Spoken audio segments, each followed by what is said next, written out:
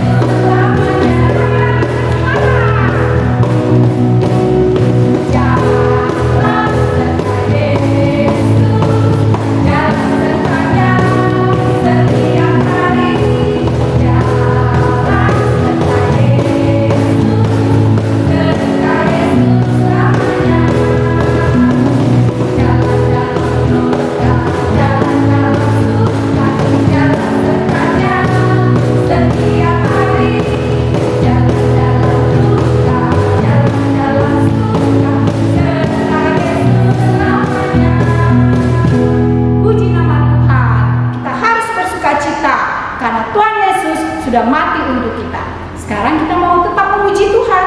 Sebelum kita lanjutkan memuji Tuhan, ibadah kita akan dibuka dulu dalam doa. Kami minta Kak Togi untuk membuka dalam doa. Silakan Kak Togi. Adik-adik, kita mau doa pembukaan. Kita bersatu dalam doa. Selamat pagi Bapa di surga. Kami mengucap syukur Tuhan Yesus karena pada hari ini hari Jumat Agung, di mana kami memperingati saat-saat di mana Tuhan Yesus disalibkan bagi kami. Kami mengucap syukur untuk karya keselamatan yang Tuhan berikan bagi kami. Saat ini ya Bapa, biarlah Allah Roh Kudus yang menguasai hati dan pikiran kami, sehingga kami dapat mengikuti ibadah dari awal permulaan dan pertengahan sampai akhirnya Bapa. Dan sehingga kami boleh diubahkan seturut dengan kehendak Tuhan. Terima kasih ya Bapa. Di atas segalanya mohon ampun untuk setiap dosa dan kesalahan yang kami perbuat, agar kami dilayakkan menerima berkat Tuhan. Hanya di dalam nama anak-Mu Tuhan Yesus kami berdoa dan mengucap syukur. Amin. Selamat mengikuti ibadah selanjutnya. Terima kasih Kak Togi. Kita tadi sudah buka ibadah kita dalam doa. Sekarang kita mau lanjut memuji Tuhan ya. Adik-adik tahu nggak lagunya? Do Re Mi Fa Fa? Tahu. Kita nyanyi ya dengan penuh sukacita.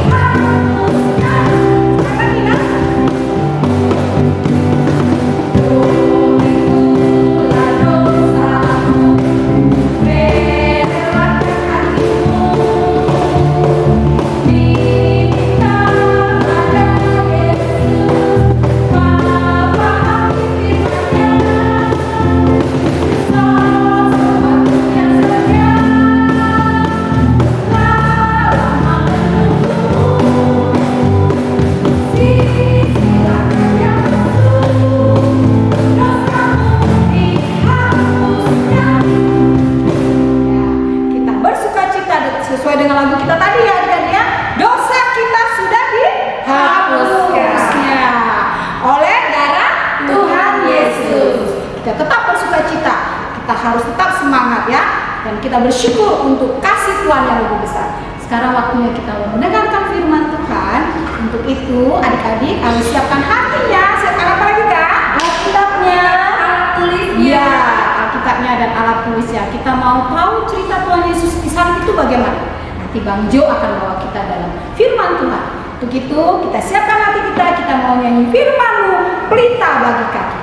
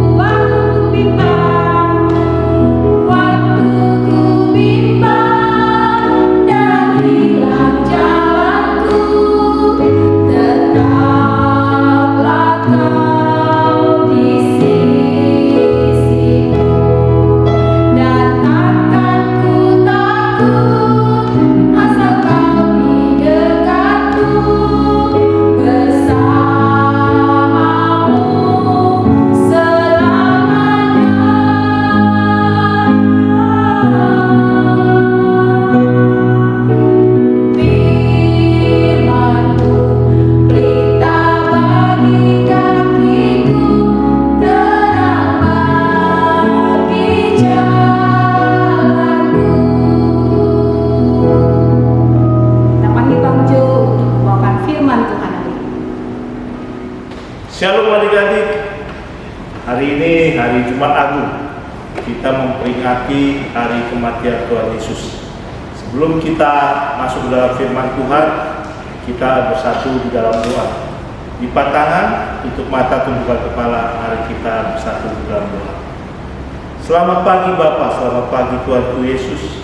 Terima kasih untuk hari yang indah yang Kau berikan, yang Kau siapkan bagi kami, sehingga kami boleh bersekutu bersama-sama di hari ini dalam keadaan sehat, dalam keadaan sukacita, dan dalam keadaan menerima berkat atas penebusan dosa-dosa kami yang telah Kau korbankan melalui diri-Mu di kayu salib Bapa. Terima kasih Tuhanku Yesus, dan biarlah kiranya hari ini Roh Kudus-Mu hadir dalam hati dan pikiran kami, sehingga kami dapat bersungguh-sungguh mendengarkan firman-Mu, dan juga kami dapat menerima keselamatan yang daripada-Mu dalam kehidupan kami, sehingga kami pun boleh mengasihi sesama kami pun boleh mengampuni sesama kami, sebagai contoh penghapusan dosa yang telah Kau berikan kepada kami atas dosa-dosa kami. Terima kasih Bapa, Kau kuasai hati dan pikiran kami, Kau juga kuasai internet kami, Kau kuasai handphone kami, atau bahkan Kau kuasai laptop kami, sehingga dalam mendengarkan firman Tuhan tak satu pun mengganggu kami untuk mendengarkan dan menerima firman. Dalam nama Anak Yesus Kristus kami berdoa ucap syukur. Amin. Baik, sebelum kita membaca firman Tuhan, Abang mau kasih satu video atau cuplikan mengenai penyaliban Tuhan Yesus. Saksikan dengan sungguh-sungguh dan perhatikan film ini. Silakan. Ayo kemana saja? Hukum mati. Mati saja. Mati. Hukum mati. Hukum mati. Salibkan dia. Hukum mati. Hukum mati. Salibkan dia. Hukum mati. Hukum mati. Mati. Mati. Mati. Hukum mati. Hukum mati. Hukum mati. Hukum mati. Hukum mati saja. Hukum mati. Mati. Hukum mati.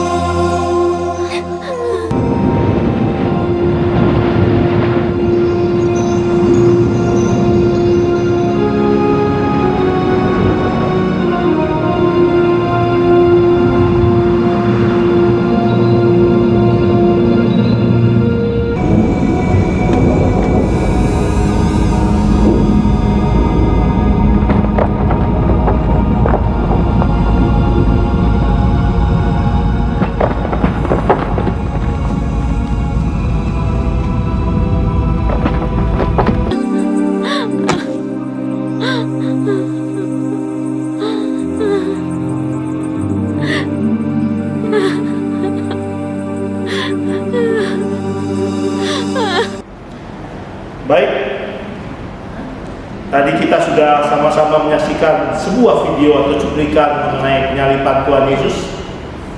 Kini saatnya kita mendengarkan firman Tuhan yang akan Abang bacakan dari Yohanes 19 ayat 17 sampai dengan 24. Yohanes 19 ayat 17 sampai dengan 24. Abang bacakan demikian firman Tuhan.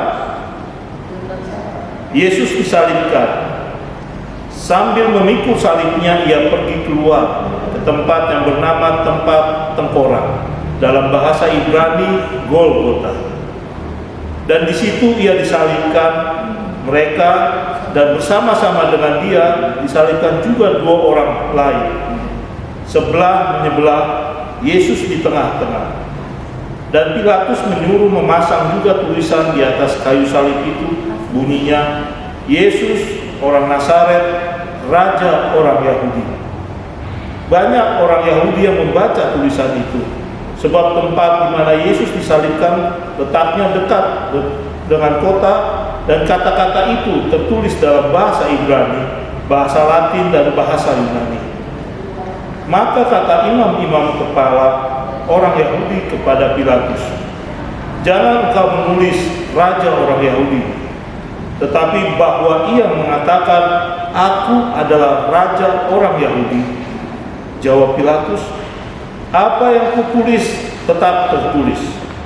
Sesudah prajurit-prajurit itu menyalibkan Yesus, mereka mengambil pakaiannya, lalu membaginya menjadi 4 bagian untuk tiap-tiap prajurit 1 bagian, dan jubahnya juga mereka ambil. Jubah itu tidak berjahit, dari atas ke bawah hanya 1 tenunan saja. Karena itu mereka berkata seorang kepada yang lain, "Janganlah kita membaginya menjadi beberapa potong, tetapi baiklah kita membuat undi untuk menentukan siapa yang mendapatkannya. Demikianlah hendaknya supaya genaplah yang ada tertulis dalam kitab suci. Mereka membagi-bagi pakaianku di antara mereka, dan mereka membuang undi atas jubahku." Hal itu telah dilakukan prajurit-prajurit itu. Demikian firman Tuhan. Berbahagialah orang yang mendengarkan firman Tuhan serta melakukan dalam kehidupan sehari-hari. Firman hari ini mengenai Tuhan Yesus disalibkan. Seperti yang sudah minggu-minggu yang lalu kita dengarkan mengenai penyiksaan Tuhan Yesus, mengenai Tuhan Yesus yang diadili dengan tidak adil, sampai akhirnya Tuhan Yesus dihukum dan dia disalibkan di Bukit Golgota.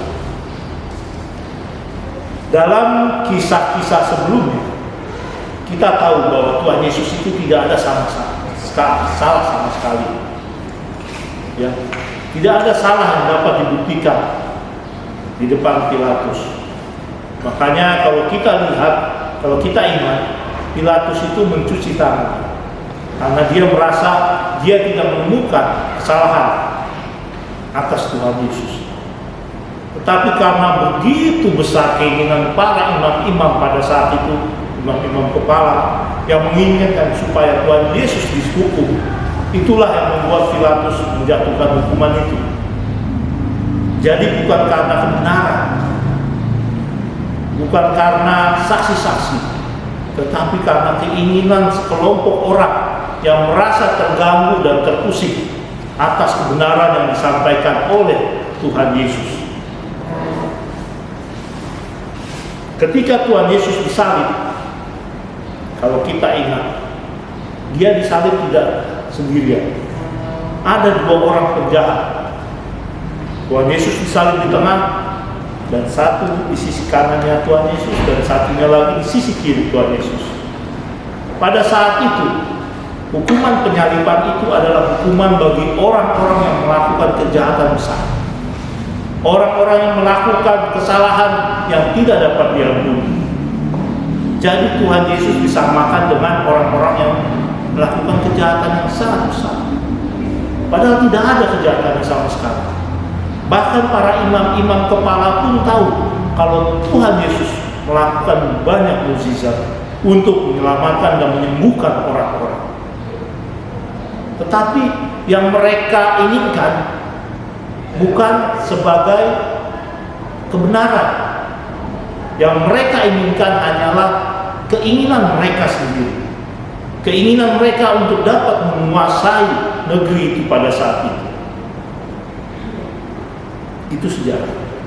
Nah, kita mau bawa.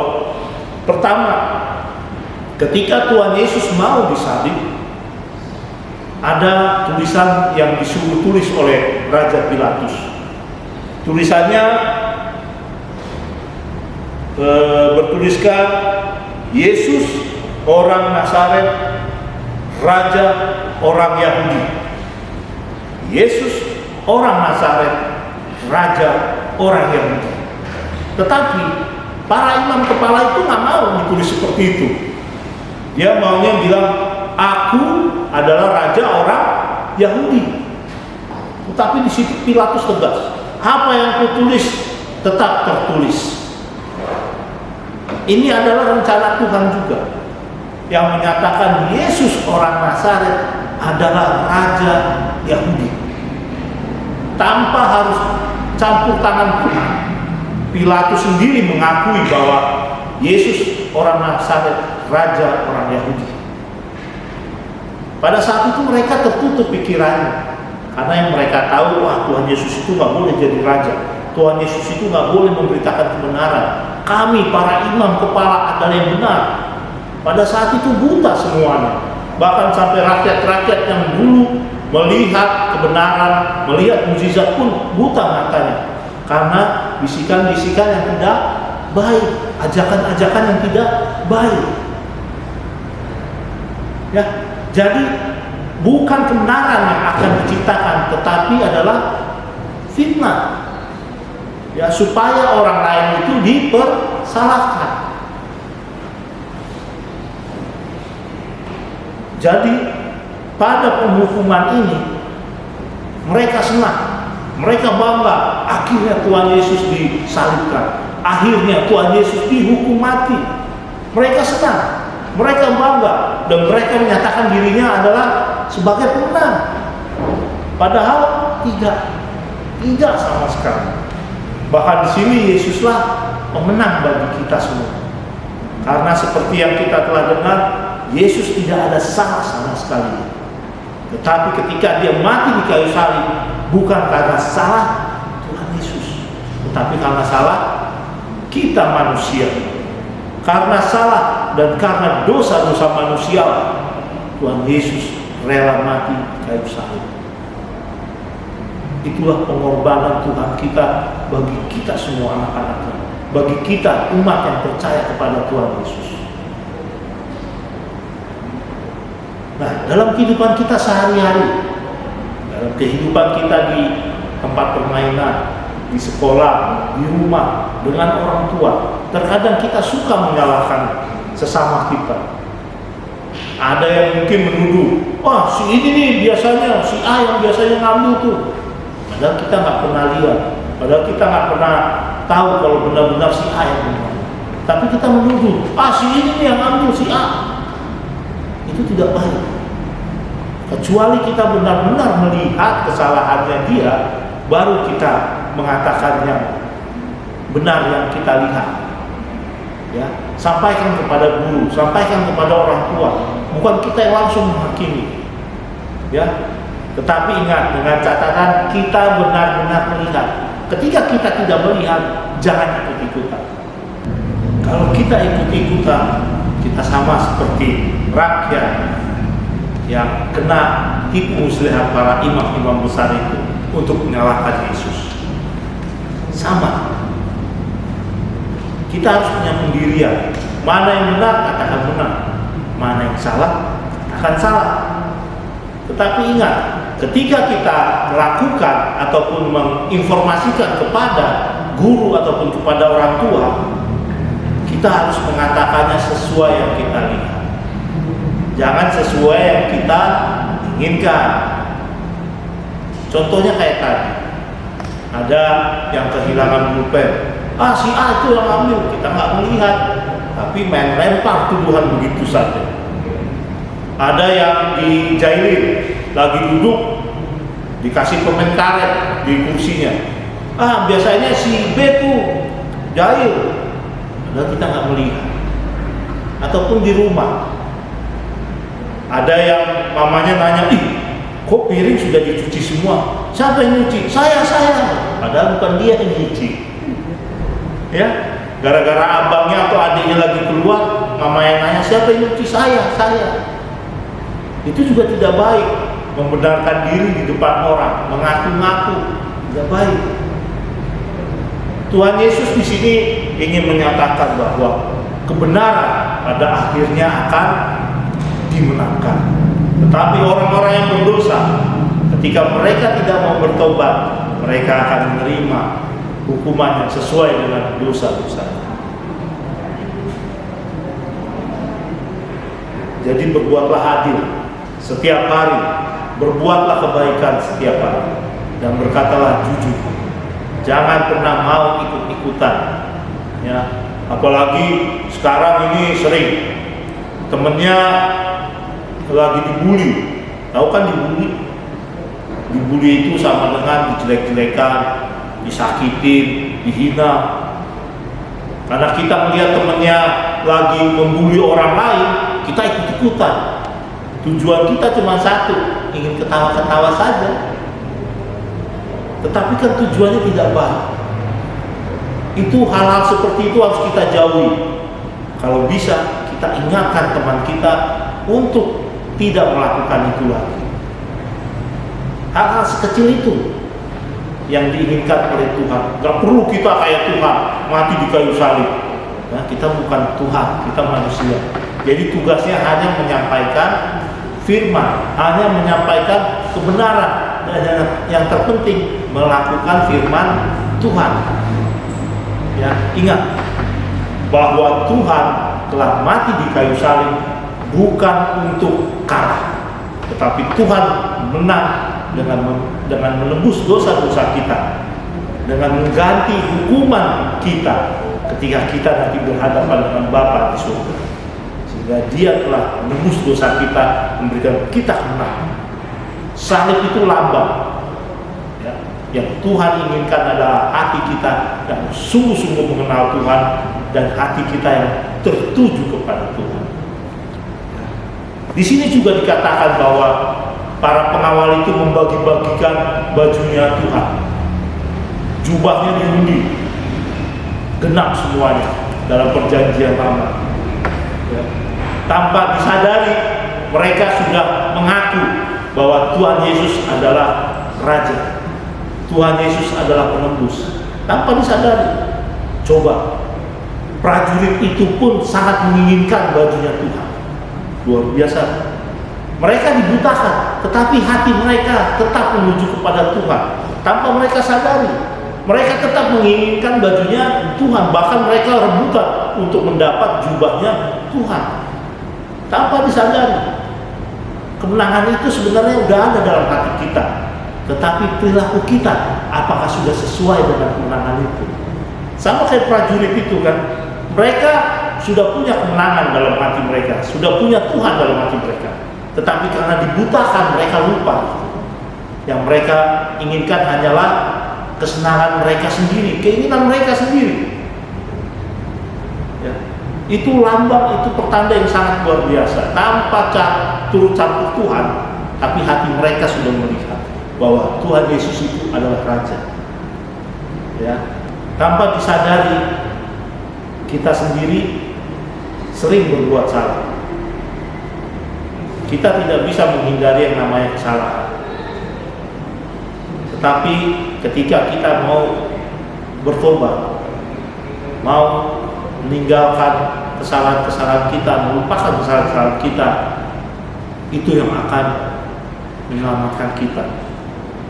Karena Yesus menginginkan kita mau mengakui dosa-dosa kita, mau mengakui kesalahan kita, dan membawa ke dalam tangan Tuhan Yesus. Dan yang terpenting, kita menerima Tuhan Yesus dalam kehidupan kita sebagai juru selamat. Untuk adik-adik kelas kecil, ya, di sini kalau adik-adik sedang bermain itu, mungkin abangnya yang sering marah, karena adik-adik selalu pinginnya, ini punya saya, ini punya saya. Ya. Tetapi sebagai abangan, kalian harus mengalah. Ya. Mengalah bukan berarti kalian yang salah. Mengalah berarti kalian menginginkan adik-adik kalian itu senang.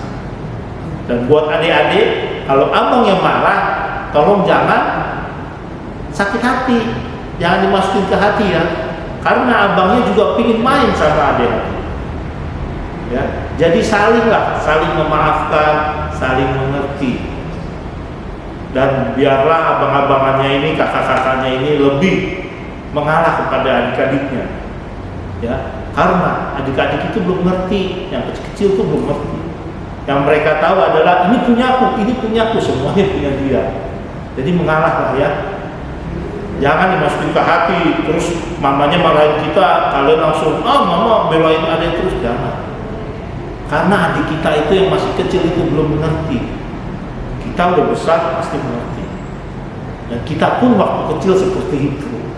Ya, jadi firman kita hari ini mengenai Tuhan Yesus disalib bukanlah tanda bahwa Tuhan Yesus itu kalah.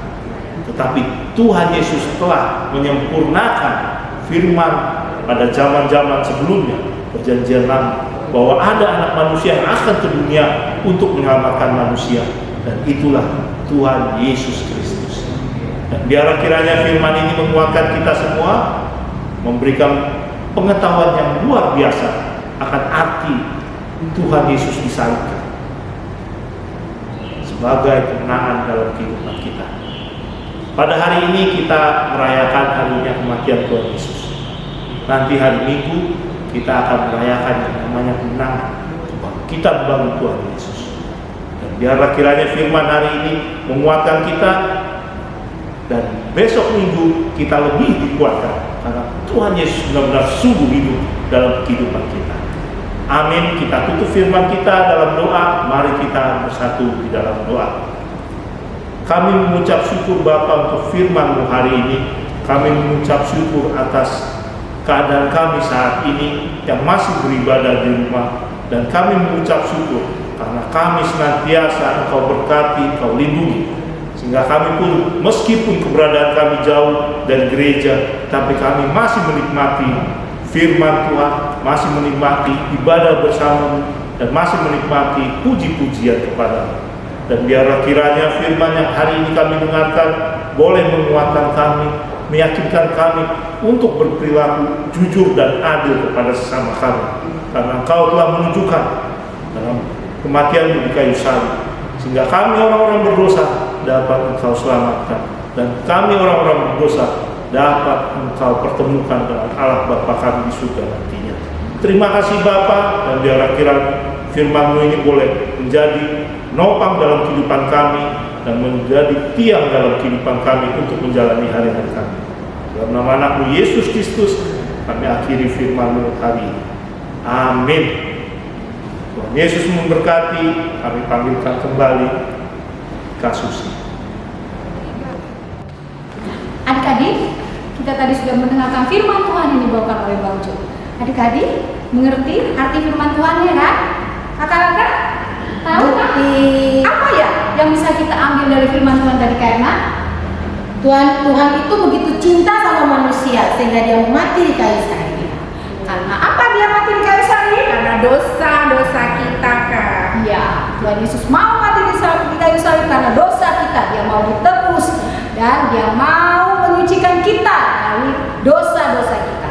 Kasih-Nya sungguh besar. Adik-adik, tadi ada ayat hafalan dari Bang Jo. Jangan lupa ya, ayat hafalannya diingat dan divideokan. Ayat hafalannya kalau untuk adik kelas kecil memang agak panjang. Cuma ayat ini kan udah sering kita dengar ya adik-adik ya. Adik-adik, ayat hafalan ini kayaknya udah familiar ya, kayak sudah hafal pasti ya. Ayat hafalannya terdapat di mana kayaknya? Yohanes 3 ayat 16. Apa itu Kak Maria?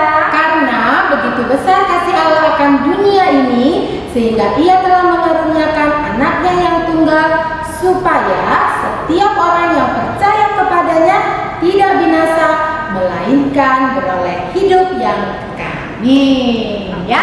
Jadi adik-adik harus ingat ya firman Tuhan ini ya, karena begitu besar kasih Allah ya untuk menebus dosa kita. Sekarang kita akan mengakhiri ibadah kita, ibadah Jumat Agung tanggal 24 tanggal 2 April ini kita mau bernyanyi tanda paku. Tanda paku itu membuktikan Tuhan Yesus sudah disalibkan.